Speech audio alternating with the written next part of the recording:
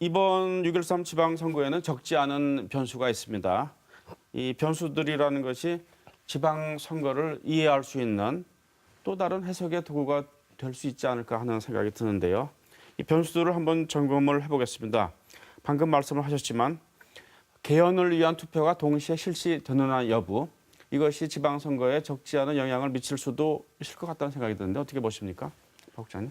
있죠. 어쨌든 문재인 대통령이 지난 10일이죠. 신년 기자회견에서 이런 뭐 거칠게 제가 표현하면 국회에서 지금 개헌특위가 있는데 네. 개헌안을 마련을 못하고 있어요. 그럼 당신들이 못하면 국회에서 못하면 입법부 수장인 대통령인 내가 발의권이 있으니 내가 하겠다.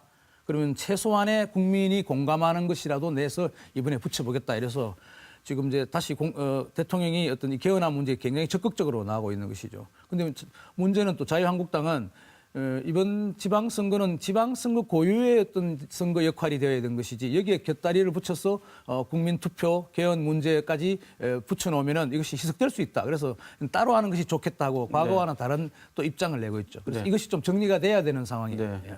그래서 만일 동시에 하게 된다면은 네. 유불리를 어떻게 따질 수 있을까요?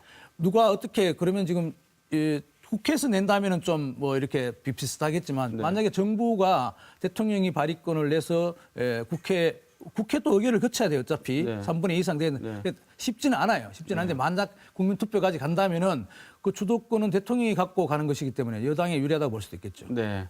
이 헌법이라고 하는 존재가 갖는 고도의 위상이 있죠.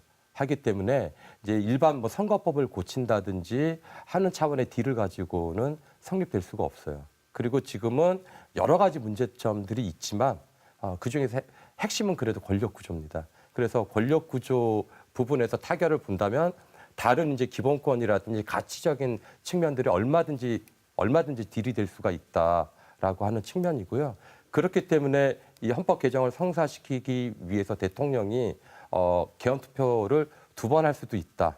그러니까 권력 구조 부분은 나중에 하고 나머지 부분들을 먼저 하자라고 제안을 했는데 저는 이 방식은 옳지 않다고 봅니다. 네. 그러니까 이 한 사회가 헌법을 한 번에 고치지 못해가지고 네. 이거를 1년 안에 단계별로 나눠서 고치는 게 이 한국 사회의 합의 능력이라든지 정치적인 능력이 상당히 퇴행한다라고 하는 걸 보여주고 있고요. 네. 차라리 그럴 바에는 한국당이 주장하는 것처럼 연말에 가서 투표를 하더라도 네. 원샷에 개헌을 하는 게 옳고요. 그리고 일정을 그렇게 양보했을 때는 한국당은 연말 개헌 자체는 반드시 약속을 지켜야 네. 된다. 네. 지금도 보면은 이게 이 개헌 드라이브를 의회가 가져가야 되는데 행정부 쪽으로 공이 넘어갔어요. 근데 네. 의회에서 행정부 쪽으로 넘어가는데 사실 이 1등 공신이 지금 한국당이란 말이죠. 네. 그래서 이게 그래도 제1야당으로서 굉장히 책임 있는 이런 모습을 좀 앞으로 보여야겠다. 네. 그렇게 생각을 합니다. 네, 헌법 개정을 한 번에 하는 것이 좋다라고 말씀하셨는데 만일 그렇게 하지 못하고 예. 이번에 지방선거 때 일부만이라도 붙여진다면은 투표에 붙여진다면은 어떻게 그 지방선거에 어떤 영향을 미칠 것으로 보십니까?